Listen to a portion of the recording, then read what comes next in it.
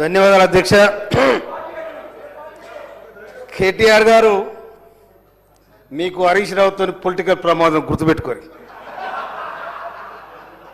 ఎందుకంటే నీ చెల్లె ఒక వికెట్ ఎగిరిపోయింది, నీ పని బట్టే ఖాయం.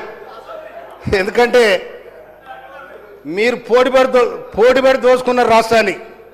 మీ అందరికంటే ఎక్కువ హరీష్ రావు దగ్గరనే పైసలు ఉన్నాయి, అందరికంటే ఎక్కువ హరీష్ రావు దగ్గరనే పైసలు ఉన్నాయి. ఇక్కడ ఉన్న ఎమ్మెల్యేలు కేటీఆర్ గారు మీ మాట ఎవరు చెప్పండి, ఆడ ఉన్న ఎమ్మెల్యేలు ఎవరెవరు మీ మాట వింటారో చెప్పండి. హరీష్ రావు మాట వింటారు. రేపు నేను ముంచేది ఖాయం, గుర్తుపెట్టుకోండి.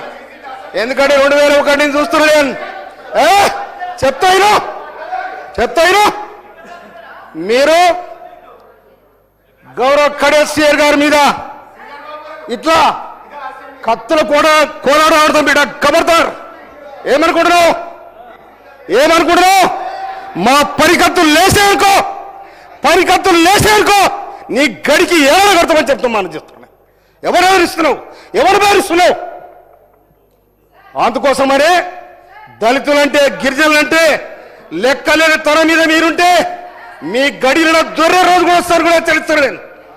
అందుకోసమనే ఇమ్మీడియట్లీ అధ్యక్ష వాళ్ళు కడియం సిఆర్ గారికి బేస్ చెప్తా క్షమాపణ చెప్పాలని డిమాండ్ చేస్తా ఉన్నా నేను. ఇవాళ ఇంకొక మాట, ఇవాళ కాళేశ్వరం కట్టినాడు అదే కేసీఆర్ గారు ఫడ్నవీస్ ముఖ్యమంత్రి గారిని జగన్ గా ఆనాడు ఆంధ్రప్రదేశ్ ముఖ్యమంత్రి జగన్ పిలిచాడు. ఆనాడు ఇరిగేషన్ మినిస్టర్ ఎవరు? హరీష్ రావు గారు. నీ పేర్లే ఊర్లేడా, మీ పథకాల పంచాయతీ వచ్చి నిన్ను కూడా పిలవలే. అందుకోసం మీ కుటుంబాలలో వెళ్ళి ఉన్నాయి. అందుకోసం కాంగ్రెస్ పార్టీని తెలంగాణ వేలాది మంది తెలంగాణ రక్త తర్పణ చేసి తెలంగాణ తెస్తే నిట్టైన దోచుకున్నారు. మీ పంపకాలు కూడా పంచాలు వచ్చినాయి.